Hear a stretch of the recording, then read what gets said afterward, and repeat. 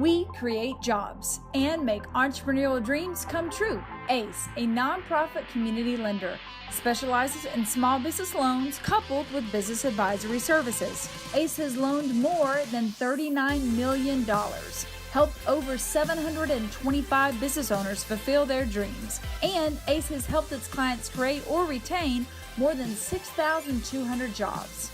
These are the stories of those businesses we've helped reach success and claim their American dream. Welcome to Ace Best Stories. I'm your host, Eric Holtzgall. Ace Best Stories focus on what does it take to successfully start, grow, and manage a business? How do you get something up off the ground? Very excited today because we are talking about one of my favorite topics, which is food. Never done a food startup. I should do one. Maybe I shouldn't, but my guest today is Pablo Colon. He is the pastry chef and owner of Pablo Juan Bakery Cafe, which is just at the beginning. So you're at the beginning of kind of building this. Yes, I'm in the beginning. This is my dream, it's come true. And, I'm very excited, to have my own shop here in Georgia.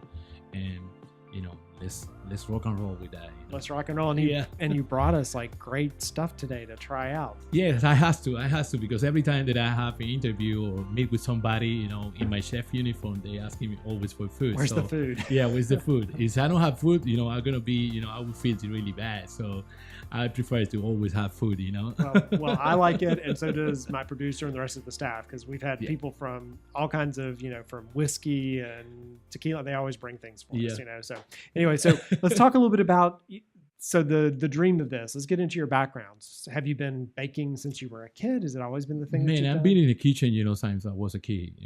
Behind my grandma. Her name was Paula. She's already passed away. And I was just behind her. Back in my country, Puerto Rico. Yeah. And just doing holiday desserts. Which is really nice there in Puerto Rico.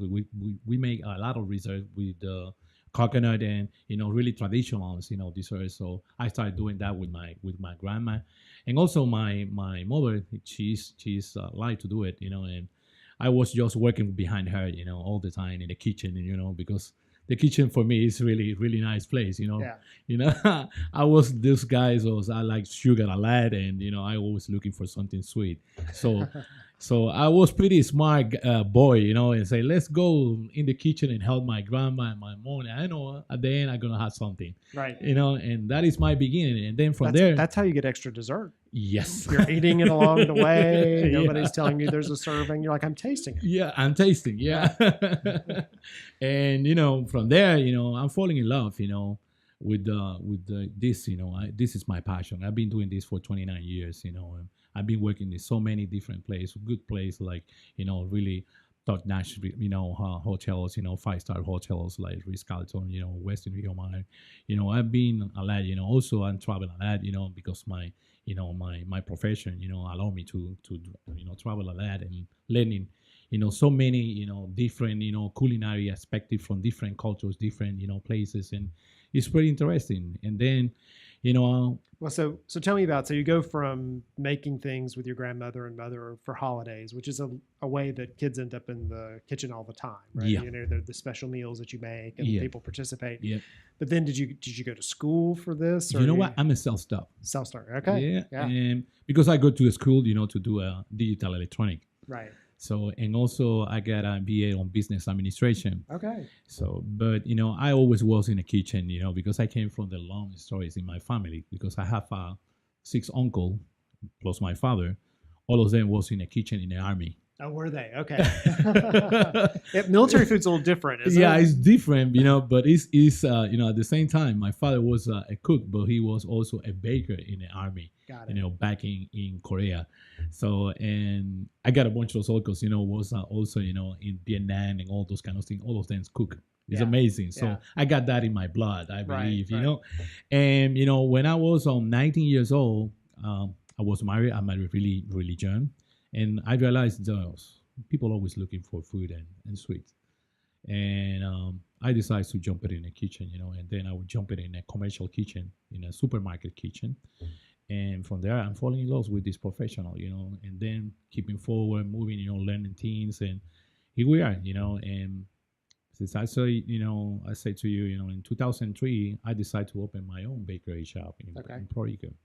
It was a very successful in the beginning, but you remember that big bubble crash in 2007, so it also affected really bad way, in Puerto Rico. So I had to shut down my bakery, and from there I just was to a consulting and then I decided to open again a wholesale bakery, and then something really bad happened, in my family, so I had to shut down. And then I came to Georgia in 2010. Wow. So you had two times. You had the bakery, and then you did the wholesale. Yeah, and then I came in 2010 to Georgia, and I said, wow, here is a huge opportunity to put a really nice bakery shop here, because if you're looking around, it's a bunch of those bakeries, but all of them is the same thing. Yeah. Or you got a French bakery, or you got a Latino bakery. Yeah. But in my case, I'm from Puerto Rico.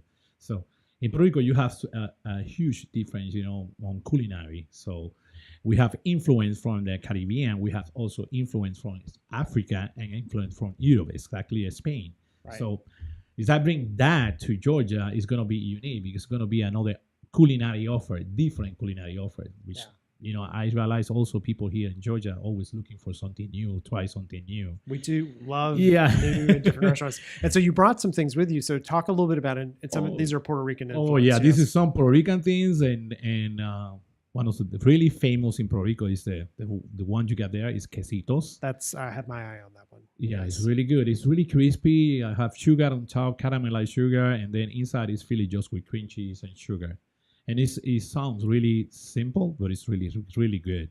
And with the coffee, oh wow! In the morning, is unique. It's unique. Imagine. And we sell that a lot in Puerto Rico. And every time that I make here in United States, in Georgia, people getting crazy with that. And I know soon you're gonna taste it and you're gonna believe what I say. Yeah, you told me your cream cheese, sugar, and all that stuff. It's really good one. And then another one is we call mantecaditos, which is a butter cookie, and we fill it with guava paste. Okay. In Spanish is guayaba. Yeah. And it's unique too. And the another one is one of my favorite creation is 14-layer cake. Yes. And it's 7 layers of chocolate cake and 7 layers of milk chocolate mousse with Baileys, which is really unique and really good, really yummy. And another one is like some influence from, like I say, from Europe. So I like to use almond jam or almond paste, and I made with that a frangipane, which is like a filling made with almond, and then it's inside you get apricot and some almond slice on top, really crispy, and then it's inside of on the tart. And it's really good. It's really good. Well, and I guess I hadn't thought from a bakery perspective about different regions, because you do think about that from a restaurant, right? You want to go to one restaurant that does one type of food or whatever. Mm-hmm. But you're right, bakeries. I think of French bakeries, or but I hadn't thought about different. Even though I've traveled to other parts of the country, and they're German bakeries, and they have different types of things. Yeah, but here in Georgia is it's a big trend about French bakeries. Yeah. And there's like 4, I think, around the studio. Yeah. And also, of course, we have a lot of, donuts shop, and, which is American. We have to, and we have a bunch of those, cake places, but it's all, if you look in there, it's almost the same thing. So my offer here is going to be a huge difference, because I bring, my Latino flavors to here, but it's a Latino from Puerto Rico, which is totally different. And in a few minutes, you're gonna see the difference. You're gonna taste it. You see it already. You're gonna taste it. Right. So tell me. So you've done this before. This is not your first time starting something, but you're starting it here in the U.S. Yes? Yeah, it's gonna be my first time here in United States. Yeah, in Georgia.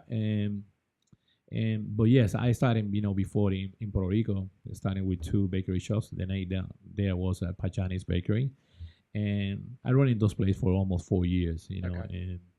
So what are you learning is different? It's different, because I learned that, because working for hotels, you're working with different chefs from different countries, and you learn, the way they cook. And then when they taste our food, they say, oh, this is a different way to do things, And, me as a Puerto Rican, I have to put my passion there. Yeah. You're going to feel it. You're going to taste it, my love there.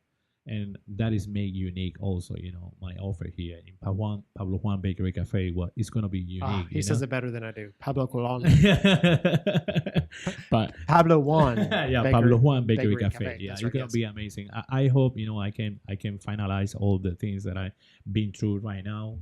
Thank Ace, if they going to help. They being help me with that, I've been, with those guys, doing some trainings, workshop, and it's amazing, the tool they bring me to, and help me through all this process right now. And I'm so happy. I'm so happy that I know, every time that I presented my, my food, but it's not gonna be only desserts. Yeah. It's gonna be bread. It's gonna be food. It's gonna be soup. Okay. It's gonna be hot sandwich in my place. So you're gonna have a nice offer. Got it. So, and one of the top topic I have to talk is the coffee, because the coffee, I know it's a big trend. It's a billionaire business right now, coffee in the United States, all around the world. But, I've been looking around also, and you cannot find that, too many coffee from Puerto Rico here in the United States. Yeah. But I think people don't know, Puerto Rico have one of the best coffee in the world too. People think, coffee from Colombia is really good. Yes, it's really good. It's amazing coffee. I believe that. I'm tasting. I drink coffee, like crazy, six or 8 cups, a day.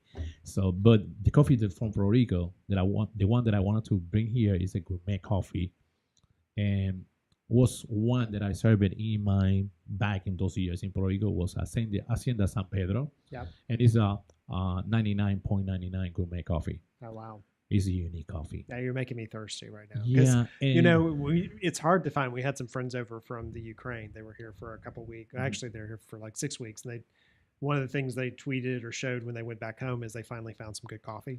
Because in the U.S. we don't really have great coffee. No. It's true. It's true. It's hard to find. You can find it in Europe and other countries, but yeah. And that is what's going to be one of the main focus in my Pablo Juan Bakery Cafe. Very nice. It's going to be a nice coffee combined, combined perfect with the desserts. It's going to be unique. Yeah. Well, so I want to go to a commercial break. Yeah. And try something. Good. Perfect. So then when we come back, I specifically have my eyes on one of those. And what I want to talk about is, I know you're at a certain point in the process. So I want to talk about like, what are you learning? What's new to you that may be different from when you started before, those kind of things. So we'll talk a little bit about that. Yeah. And what does someone else who thinks, hey, I love to bake, I love to cook, what do they need to be considering when they decide that they want to go off and build their own thing? I'm going to stay here with you and look in your face when you taste my dessert. And that's the most important part. I enjoy That's always the thing. People who cook, we love to cook for other people, right? It's like we'd love to see them eat it. Oh, yeah. So we'll be back in just a second. You're listening to Ace's Best Stories. I'm your host, Eric Holtzclaw. We're talking to Pablo Colon. He is the pastry chef and owner for Pablo Juan Bakery Cafe. We'll be back in just a minute.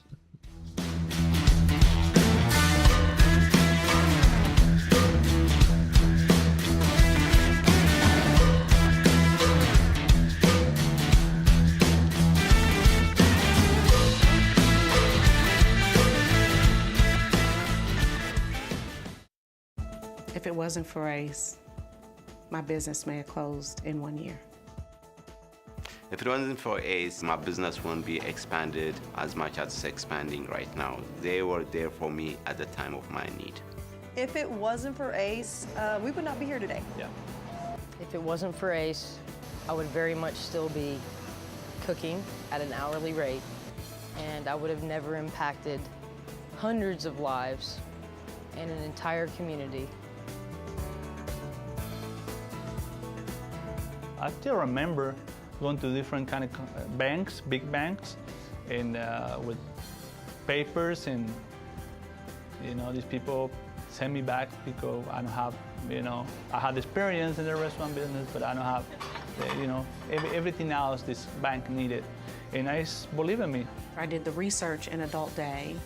I had experienced it personally because my grandfather had Alzheimer's, so I wanted to do the business myself. Get into it because I knew I could make a difference. Initially, when we started, there was only one person, which would be me. And then the company I've grown from 1% to 8, and we provide quality assurance, quality control testing for FDA-regulated companies.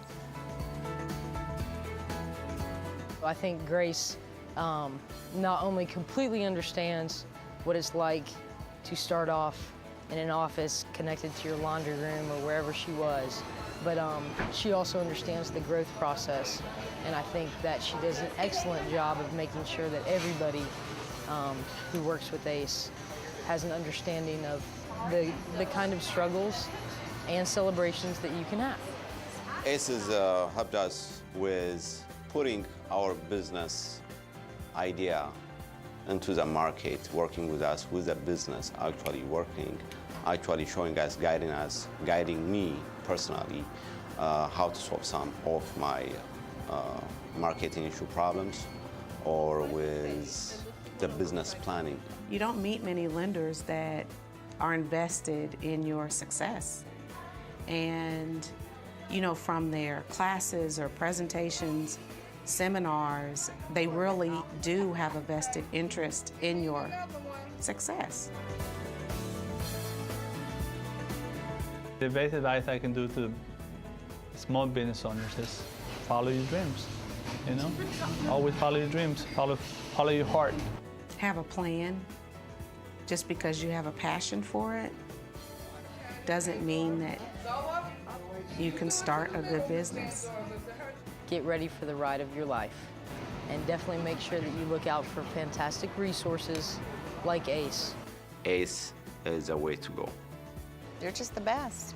They really are.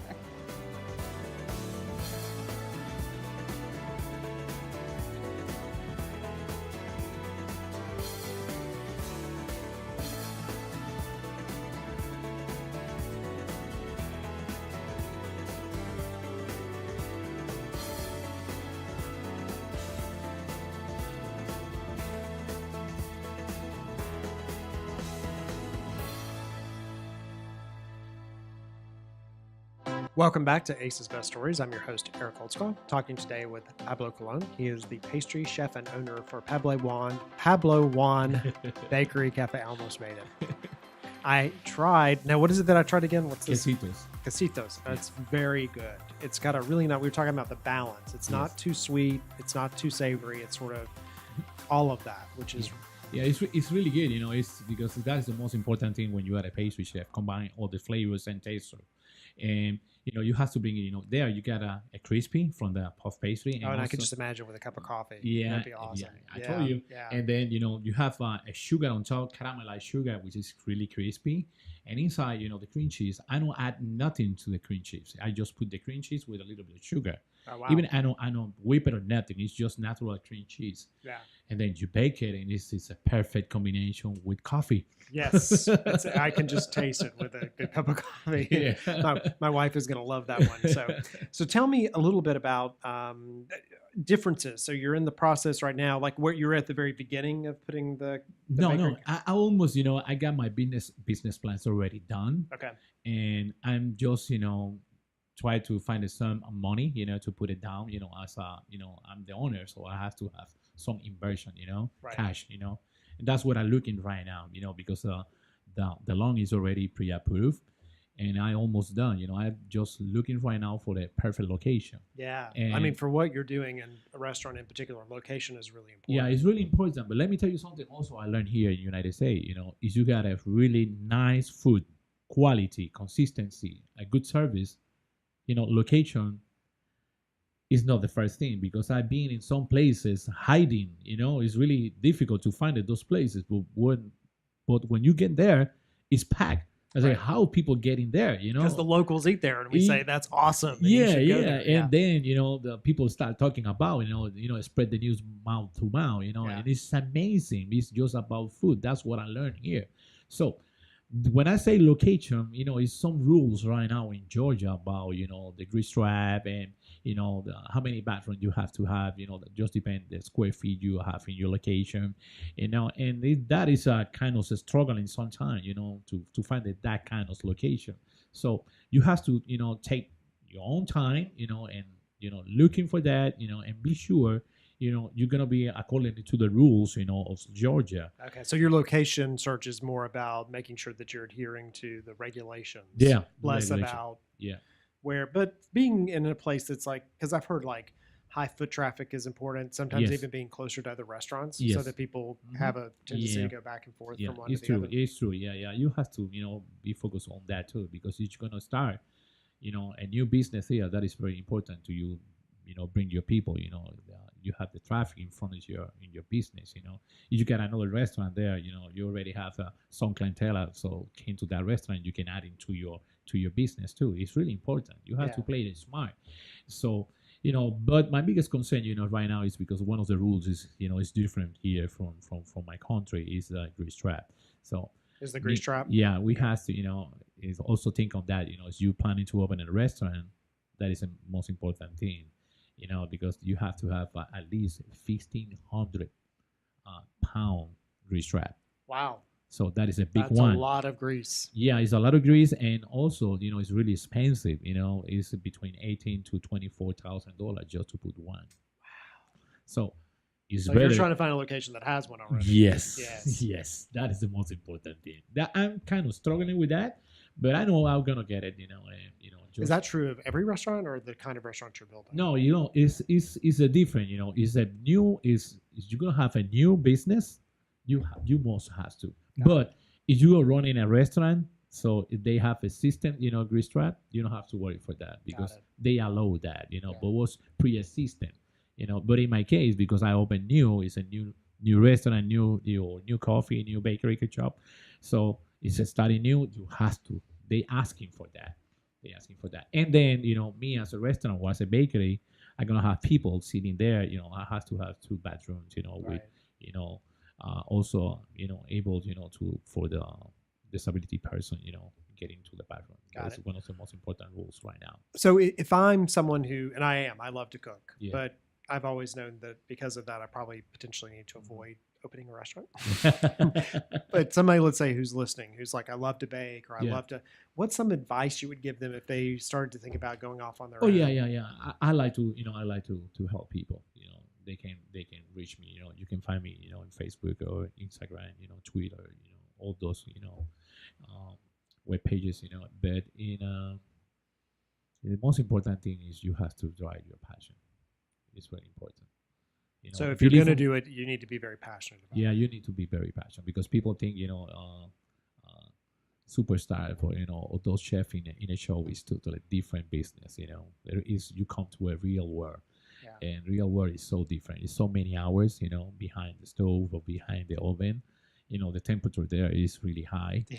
And it's, at the end of the day, you've been working, is you're going to be an owner, you're going to be working, 12, 14 hours, 16 hours, to be sure your business is running in the way you want it to run it. Right. And, for some people, if you don't have that experience, if you don't have that passion, don't do it. Yeah. Don't do it, So the thing for me from a cooking that I'm just curious about to your take, like I like to make a large meal for, a group of people, but I wouldn't want to make the meal over and over. And when you're cooking, you're making something, you're getting very good at making something kind of in a repetitive fashion. Yeah. Yes. Yeah. It's all about practice. I've been doing this for 29 years. And I can do those quesitos with my eyes closed. I bet you can. And I do tons of that, and it's all about that. It's very important you make your plan and stick to that plan, and don't make don't look at for negative things because you can make negative things to a positive thing all the time. And you can struggling in the beginning with all those rules, find the location, a perfect menu, all those things, but keep it moving forward, drive your passion, just keep it, Well, and that moving forward, I think that's, people they struggle with that. They see it as such a big undertaking, and it's about doing a little bit every day, about moving forward, understanding there's going to be a lot of rules and regulations around some of it. I told you about my story about, open Pablo Juan Bakery Cafe, I've been, planning on that for 4 years, since that I came here. So you've been planning on it for 4 years. Yeah. And it's only that, I have all my tools and equipment that I need to open my shop, I buy from my pocket. Got it. And it's close to $30,000, and it's right now in a dry storage. So you're not waiting till you get to the location. You've gone ahead and bought that equipment. You have to. You must, be smart. You can buy from your pocket, you don't have to make a loan for that because it's going to be more, weight in your hands. At the end of the day, you have to, pay all those loans. You don't want to start a business like that. Please. So what are you are though, but you are in the process of potentially getting a loan. Is that going to be for like working capital? Yeah, it's going to be a working capital and some, money also for renovation and construction and location, and some, also, for the, the regulation we have, you have to pay, to the states or county, all those times, the money is almost for that. Right. Yeah. Okay. And so future, so how far are you off? If you found a location tomorrow, would you be ready, or is it still? Yeah, is I find it, no, it's not going to be like that. Yeah. I just want to know where I can go get the pastries. That's what I'm asking. So. My ideal, future is let's say I would like to open, by November or December, but just depend, on money and location and all those things, and don't getting frustrated, Yeah, it sounds like you're not trying to rush it. It's not that you're holding back, but you're not forcing it. No. In my experience, that's what I learned. When you're forcing something, it's not gonna work. Yeah, it's not gonna work. Take your time. Looking. Making your plan and stick your plan. Put days on it. Put deadlines on it, and just stick on that plan. And if something is not happening, just keep it moving. But take your time. Do it thing step by step. Don't try to jump it. No. Yeah. Because you're going to fall in. Well, and it's that fine balance because you could either force it, right, or knowing when to force it in, when not. Like, are you holding back too much, or are you trying to make it too? And you got to kind of have that intuition. Your gut tells you a little bit about where you should be or what you should be. Yes, it's very important. In my case, I'm so happy because I will give you one story about one of the oven that I have. It's an oven made in French. The branch is Papalier oven, which is really expensive one. It's $30,000 or $32,000 if you wanted to bring a brand new. And I just take my time looking, in the web page, different, web pages, and finally I find the one. And guess what? It was in Pine Mountain here. Oh, you can't. Wow, that's not too far off. No, it's about 2 hours drive, but it's really heavy. Yeah, so I called that person, and they told me, no, this is the owner was a bakery chef, a pastry chef, and he have a bakery here, and he shut down, 2 years ago, and I have the oven in that location, and I just wanted to get in out of that oven, and I asked him to that gentleman, hey, how much you wanted for that? And he told me, I asking just $400 to $500. And I say, you sell it. I'm just on my way to there, and just go there. You jumped in the car. Yeah, pay to him, and then I'm going to be here next Monday, to pick it up, and that was the deal. Wow. So, but it's taking me time. Yeah. It's taking me time because I've been looking for that oven for years. And finally, I get it. And it is about timing because, for him, he needed it out, right? It was something that you wanted. So, and thinking about that and kind of making sure that you're looking for those kind of things. Yeah. Some people think, the universe working for you, but I say, God working for me. Yeah. This is providential. Yeah. Yeah. So you get the location up and running. Do you want to do like multiple? Do you just want this? Like what? No, my plan is to do, I'm going to start with the first one. And my plan is to open more, because it's once again, it's a lot of opportunity here. It's wow, this estate is huge. Yeah. And there's a lot of people, and it's a different, downtown here, which I like those downtown, And I believe, you can spread that titles, bakery all around Georgia and maybe go to out of the state too. That is my plan, Okay. I got plans. So I'm sitting with the soon to be famous Pablo Colon. Yeah. You're going to have like your own show. Yes. Yeah. And I can say I knew him well. It's true. It's true. It's true. Yeah. I'm so happy with this opportunity, and I have to say thank you to you, to bring me here. Oh no, it's very glad to. Anytime anybody will bring me food, I'm in a great place. I will come back. Yeah, I will come back. I will let you know, Eric. when that shop is going to be open, and I will bring more food for you. I appreciate it. So, we're gonna thanks so much, and we're gonna follow your success and follow. Now that I know you have Instagram and Facebook and Twitter, I need to follow that because I bet you put your food up there, don't you? Take pictures of it. Yeah. And also, I posted some videos, me cooking. Oh, those things. that's great. Yeah, awesome. Well, you've been listening to Ace's Best Story. I'm your host, Eric Holtzgar. We're talking today with Pablo Colon. He's the pastry chef and owner for the soon-to-be Pablo Juan Bakery Cafe here in Atlanta, because we're lucky to be in the city. So thank you. Make sure you tune in next week to the next Ace's Best Story, and we'll talk to you then.